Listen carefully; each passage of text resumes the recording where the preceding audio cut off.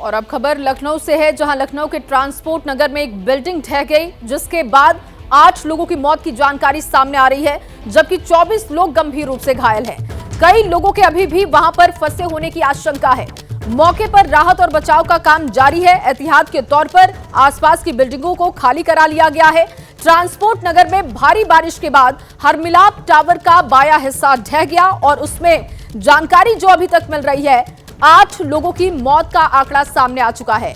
24 लोग जख्मी बताए जा रहे हैं। देखिए, वहां पर राहत बचाव का काम जारी है, वो तस्वीर आप देख रहे हैं। और मिलाप टावर, हर मिलाप टावर था जहां पर यह हादसा हुआ है, इमारत गिरी, उस वक्त की तस्वीर आप देखिए। वहां पर पुलिस की टीमें पहुंची, राहत बचाव का काम शुरू किया गया। रेस्क्यू ऑपरेशन वहां पर अभी भी चल रहा है। इसके साथ ही आपको बताएं कि मौके पर लगातार अधिकारी डटे हुए हैं, स्थिति का जायजा ले रहे हैं कि आखिर गलती कहां रही, किस तरीके से अब वहां पर जानकारी जुटाने की कोशिश की जा रही है, उसकी तस्वीर भी आप देख रहे हैं। वीरेश मेरे सहयोगी वहां पर बने हुए हैं इस वक्त। वीरेश, क्या स्थिति इस वक्त है, क्योंकि 8 लोगों के मरने की खबर सामने आ चुकी है, अभी ताजा अपडेट क्या है? 8 लोगों के मरने की पुष्टि हो चुकी है और 28 लोग घायल हैं, इसकी भी आधिकारिक पुष्टि हो गई है। ऑपरेशन चल रहा है, लेकिन जो राहत की बात है, अधिकारियों का कहना है कि अब लगभग ऑपरेशन खत्म होने के कगार पर है।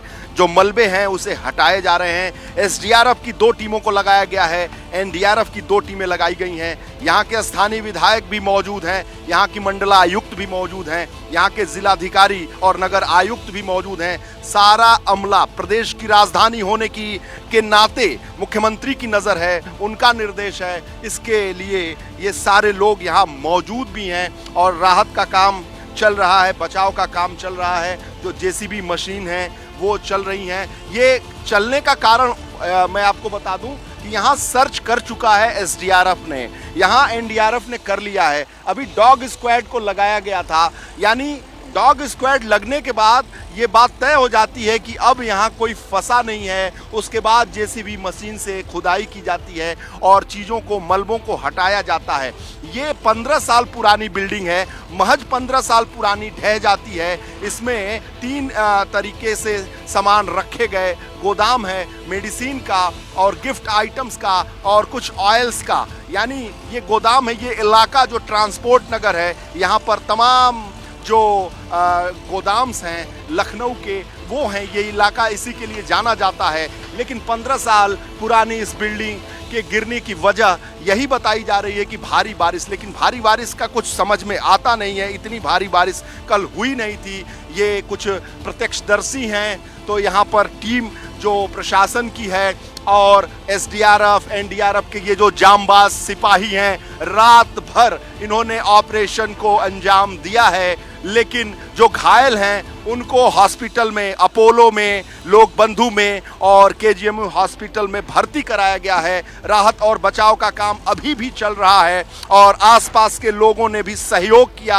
आनन फानन में आकर यहाँ पर एसडीआरएफ, एनडीआरएफ की टीम पहुंचे, उससे पहले लोगों को निकालने का काम किया। ये जेसीबी मशीन लगातार ये मलबे हैं उसको हटा रही है। इसका मतलब है कि बिल्डिंग में अब और लोगों देखिए, तस्वीर आपके जरिए हम देख रहे हैं और आगे भी आपसे अपडेट लेंगे, बने रहिए आप हमारे साथ। लखनऊ से मोहनलालगंज के सांसद आरके चौधरी ने हादसे के लिए प्रशासन और बिल्डिंग के मालिक को दोषी ठहराया है। आपको उनका पूरा बयान सुनवाते हैं।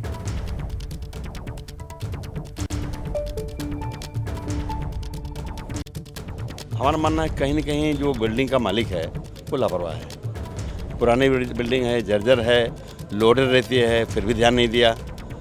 प्रशासन भी जिम्मेदार है, बिल्डिंग के मालिक भी जिम्मेदार है। आप खुद कह रहे हैं कि लोडेड रहता था, तो क्या इस तरीके की बहुत सी बिल्डिंग्स हो सकती हैं, उसको लेकर के क्या कोई पक्का मुझे लगता है कि लखनऊ में तो ऐसे कम से कम 5 बिल्डिंगें होंगी जो जर्जर हालत में हैं, कभी भी गिर सकती हैं। आज नहीं गिरेंगी, कल गिरेंगी, कल नहीं गिरेंगी, परसों गिरेंगी। प्रशासन को देखना चाहिए। तो आप एज ए सांसद आप ये बात प्रशासन से करेंगे कि वो इसको लेकर के कोई अभियान चलाए? फिर मैं आपसे कह रहा हूँ और एक मैसेज जाएगा, लेकिन मैं चल के कल चिट्ठी भी लिखूँगा, लेटर लिखूँगा प्रशासन को कि इस संबंध में ध्यान दें। तो देखिए, इस मामले पर सियासत शुरू हो चुकी है, लेकिन इमारत गिरने के बाद कई लोग लापता हैं और ऐसे में लोग मलबों में अपनों की तलाश कर रहे हैं। उनका बयान भी आपको सुनवाते हैं।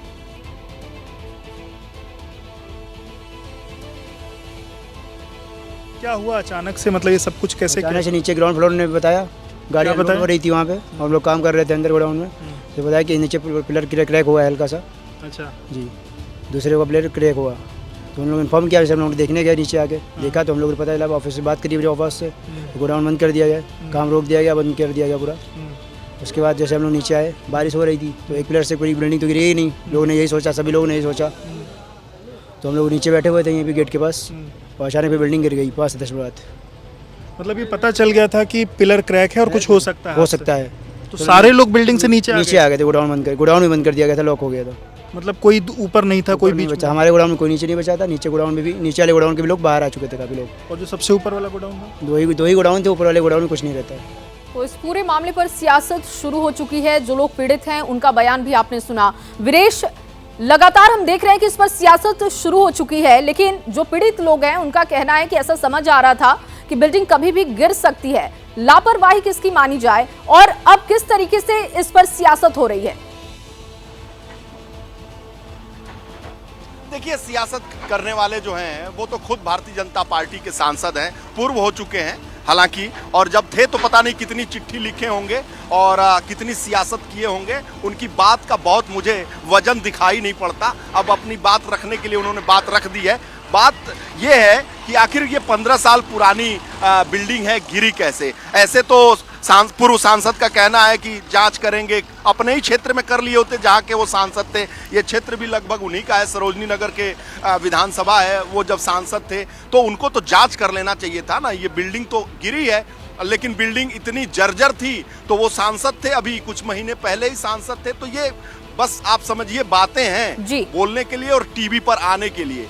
इसलिए मैं आपको यहाँ के रेस्क्यू ऑपरेशन को दिखाऊंगा। इस तरह की बिल्डिंग और इस तरह के 15 साल में कोई बिल्डिंग गिर जाए, भरभरा के पार्ट उसका गिर जाए, 15 साल कोई बहुत जर्जर बिल्डिंग हो जाती है, इमारत हो जाती है। मुझे तो नहीं लगता इस आधुनिक ज़माने में, खैर ये इन बातों का कोई बहुत वजन और महत्व नहीं है। ये ऑपरेशन देखिए, और यहाँ पर इस में दबे हुए लोग जो हैं, अब इसकी आशंका कम बताई जा रही है यहाँ पर। और क्योंकि ये जो ऑपरेशन का आखिरी चरण इसे माना जाता है, जो एक्सपर्ट्स हैं उनसे मेरी बात हुई, उनका ये कहना है कि ये आखिरी चरण है। आखिरी चरण होता है तभी जेसीबी के इस हार्ड मशीन से मलबे को हटाया जाता है, अगर किसी के अंदर होने की संभावना होती है। तमाम यंत्र तंत्र आपको दिखाऊंगा। एसडीआरएफ और एनडीआरएफ के इन जांबाज जवानों ने अपनी पूरी रात जो है लगाकर देखा है।